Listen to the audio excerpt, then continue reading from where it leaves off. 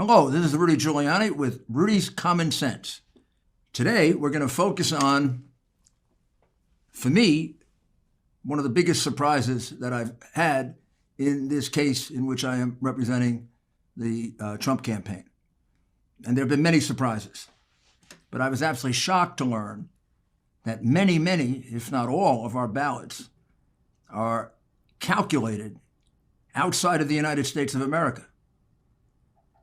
In the state of Michigan, for example, the state of Arizona, the state of Georgia, the calculations are handled by a company called Dominion. They have the machines.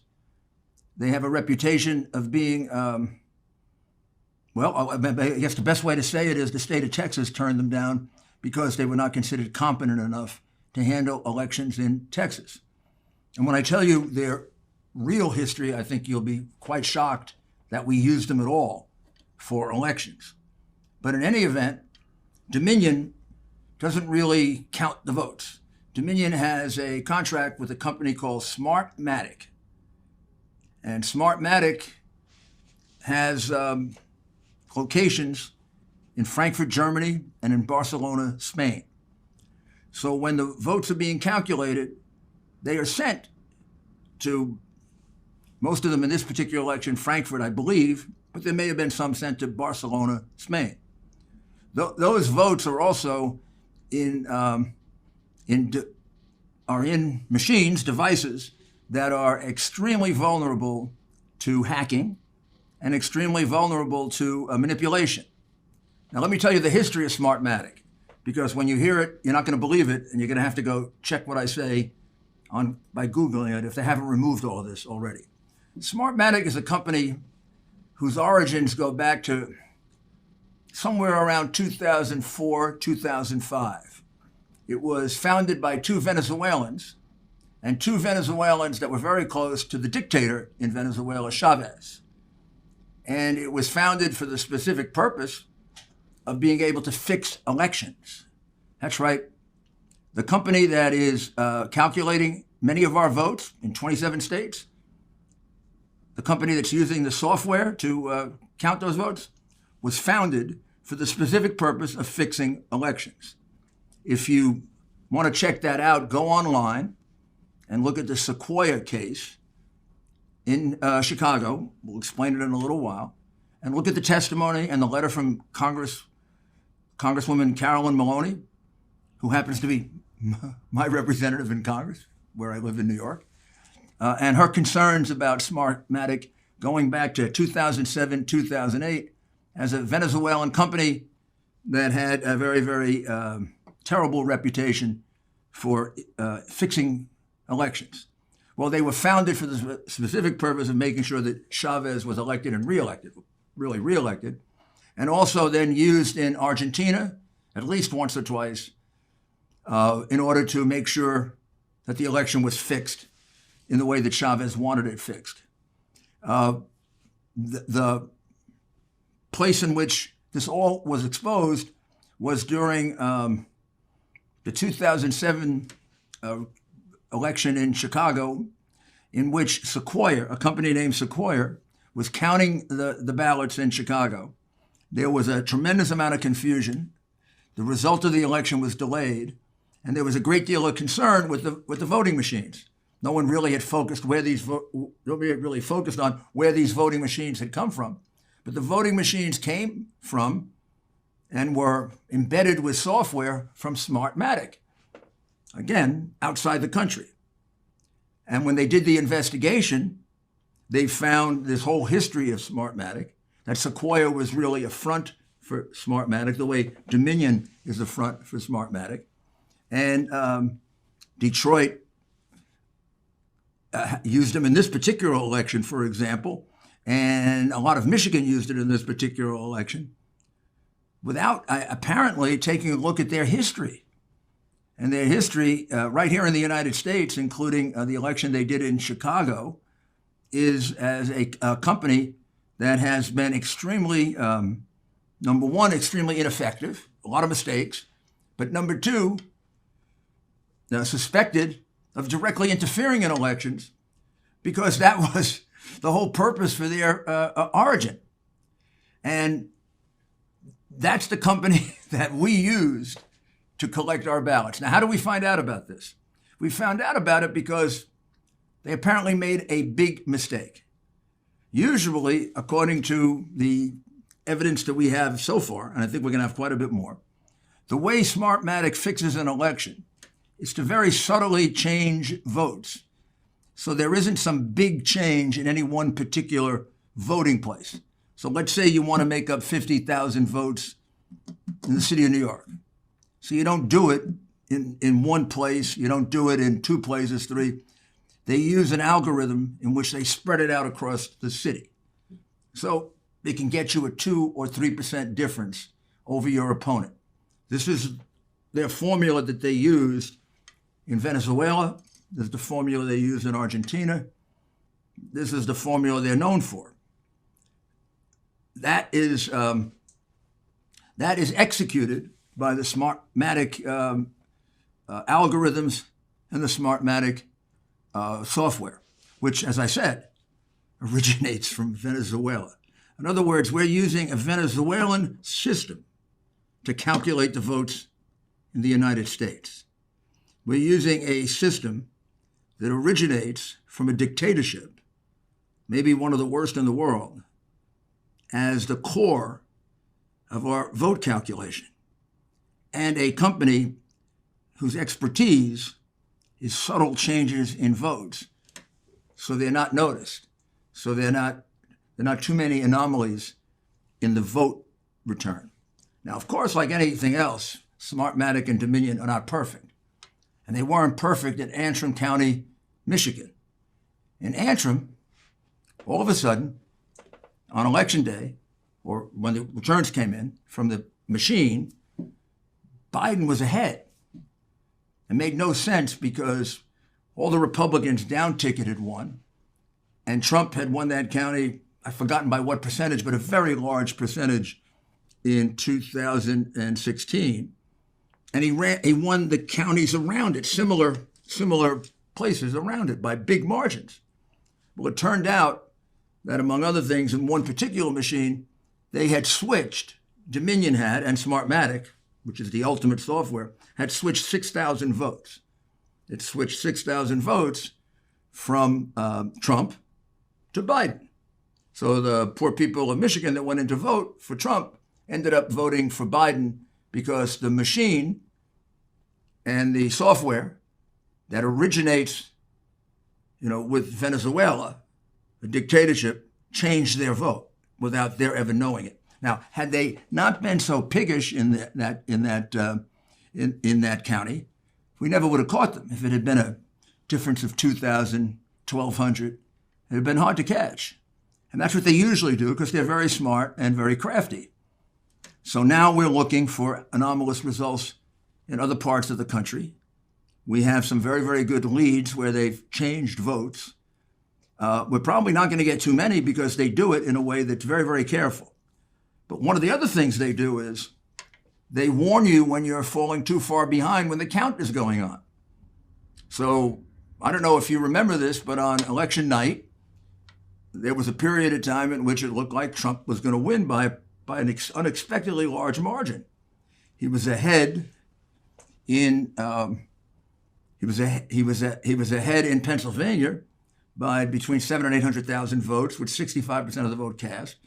Normally, when we used to have a fair and decent media, that would have been called for him, because they weren't going to call anything for him until they called enough for Biden, rightly or wrongly, that would make him the winner. Like they get to decide who wins. Somebody should remind them it's the Electoral College that decides who wins, not NBC, CBS, CNN, Fox, or any of the rest of them.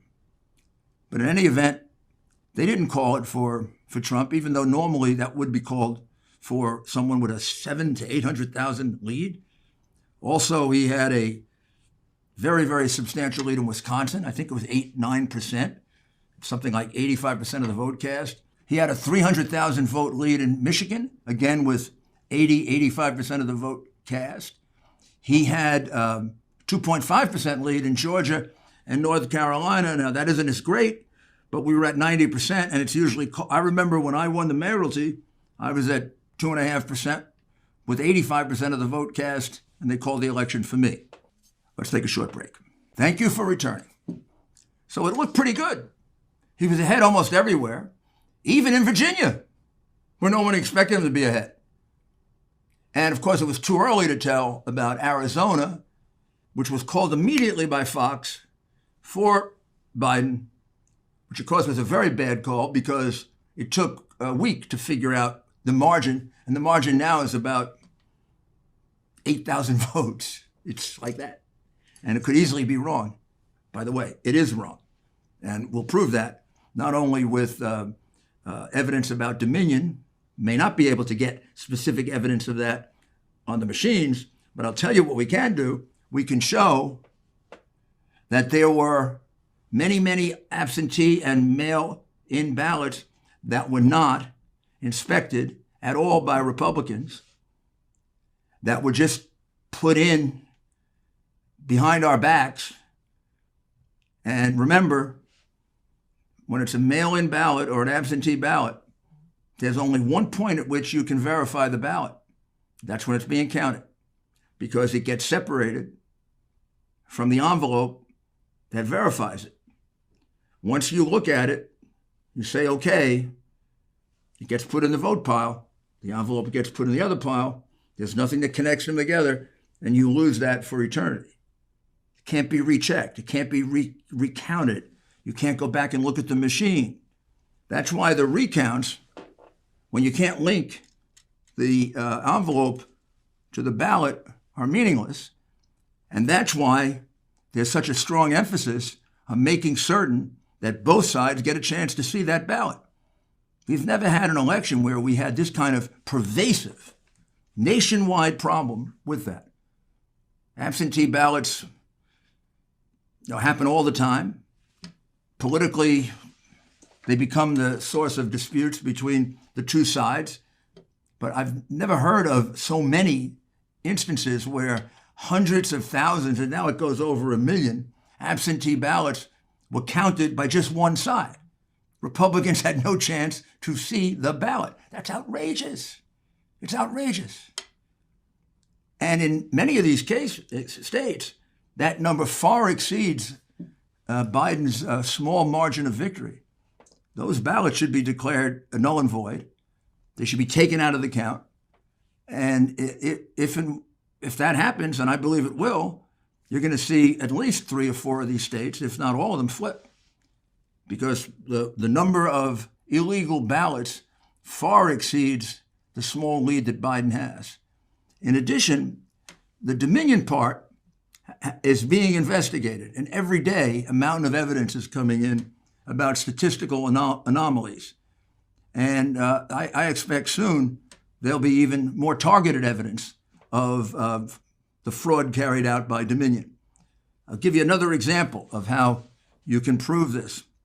In Michigan, and concentrated in the Democrat areas of Michigan, there were many districts in which there was an overvote. What's an overvote? An overvote is, there are some districts in which 150% of the people in the district voted, or 200%. There's even one where 300% of the people in the district voted. What does that mean? That means they're not real people. You can't have over 100% of the people in the district voting. It means they're either from some other district or they're completely phony ballots. So if you have a district with 2,000 people and you have a 200% overvote, all those overvotes are fraudulent ballots that have to be taken out of the count. And when you look at Michigan, that number alone can wipe out all of the Biden lead and turn it around to a Trump victory. I don't know how in good conscience in Pennsylvania, Michigan, Wisconsin, Nevada, Arizona, and Georgia, I have no idea how anybody could, in good conscience, certify the vote, because the vote count right now is completely fraudulent. Completely. And I don't know if there are penalties of perjury for signing off on a vote count that's fraudulent. There should be. In every one of those states, there are thousands and hundreds of thousands of ballots that were put in secret.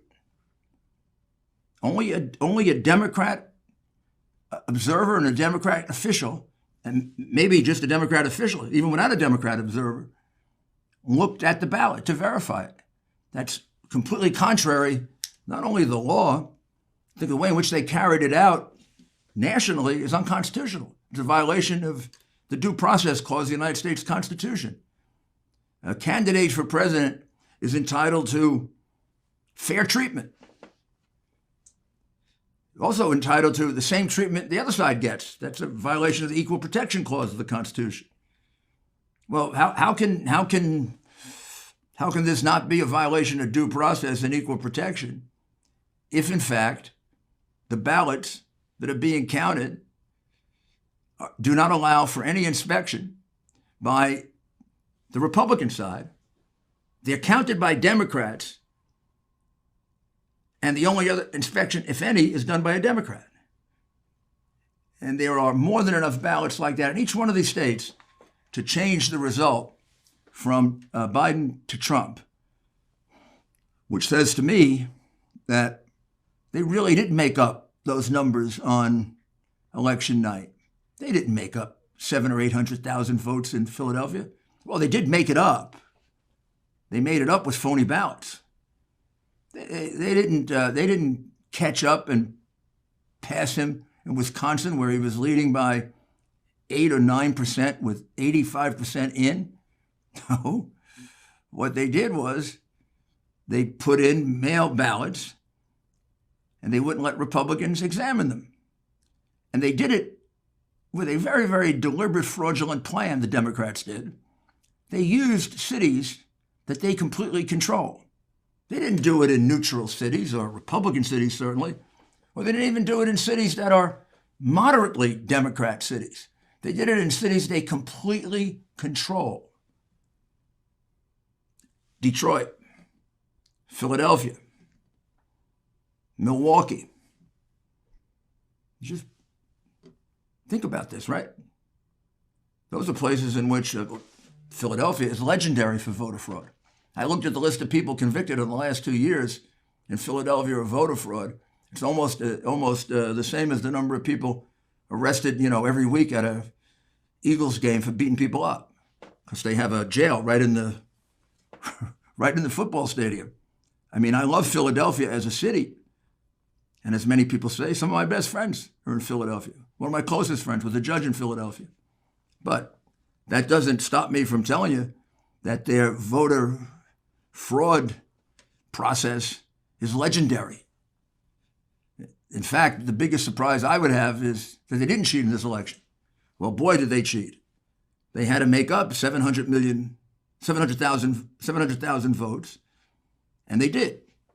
And they did it by excluding Republicans completely from observing any ballot. Couldn't observe not a single ballot. Now, why would you do that? Why would you do that in Philadelphia, in Pittsburgh, in Detroit, in Milwaukee, in Minneapolis, in Las Vegas, Nevada, in Phoenix, Arizona, in Atlanta, Georgia? Why would you do that? Why would you just uniformly exclude Republicans? And why would you do it in every one of those? Every single one of them had that idea by themselves? That had to come from some central source. And why didn't it happen elsewhere? Because those are the places where they can get away with it. Those are the places where they completely control the election board. Those are the places where they can even get the sheriff to threaten people with arrest just for exercising their rights, which happened in several cases. Those are the places where they can really be goons and push people around and have no consequences. And those are the places where they have a fair number of crooked judges. That's just the reality. So they picked the places where they thought they had immunity. Well, like most crooks who get too ambitious and too greedy, because I think what happened is President Trump was ahead by way too much. They didn't anticipate have to make up 700,000 in Philadelphia and very large numbers in Michigan and all these other places. they got really sloppy. And that's how we caught them. And they had to exclude all the Republicans from the count, which makes it invalid just to start with. We have evidence of ballots being brought in the middle of the night that look like they were just written off. They come in ash cans, paper bags, cardboard boxes. Let's take a short break. And now let's get back to the analysis. So you put together the two things. Each one of those states, all the ballots that were put in secretly, without Republican inspectors, only with a Democratic office holder looking at it, maybe a Democrat inspector, no Republican. Those ballots violate both the due process and the Equal Protection Clause of the United States Constitution. The numbers are much greater than the margin, and they have to be thrown out. And then when you do the certification should justly be awarded to the person who leads by a substantial amount based on the legitimate ballots that follow the law, that weren't struck off in somebody's back garage working as a Democratic operative in Detroit, Michigan, or Philadelphia, Pennsylvania, or wherever. And then, most importantly, I want you to remember, because this goes beyond this election, we should never have the votes in the United States sent to a foreign country. I'm shocked that we were doing it. Even a friendly country like Canada, where I think we thought they were going. We're capable of counting votes here in America. So we can have discipline. We can be sure our enemies aren't involved in it. Here, we have a company that's controlled by Venezuelans who support Maduro, one of the worst dictators in the hemisphere, one of the biggest enemies of the United States, one of the people that would, more than anything, want to see Donald Trump out of office. Shouldn't happen. Votes should be counted in the United States. If we learn anything from this pervasive voter fraud that I believe is going to overturn an election and put it in the right column, but in any event, whatever we learn from it, what has to emerge from it is never, ever again should our votes be counted outside of the United States of America. So they become really completely unable to discipline, to secure, to make sure they're done validly, to make sure there aren't formulas that are used to switch the vote by 2-3%, or formulas that are used to warn you if you should put in illegal ballots. So keep following it. The evidence on that part of this investigation is just going to get stronger and stronger and stronger, meaning the counting of ballots and the manipulation of ballots and the calculation of ballots outside the United States. There's much more evidence than I've been able to describe, and there are some things that I haven't been able to tell you. But over the course of the next couple of weeks, I think the foreign aspect of this and the national security aspect of this will become bigger and bigger and bigger.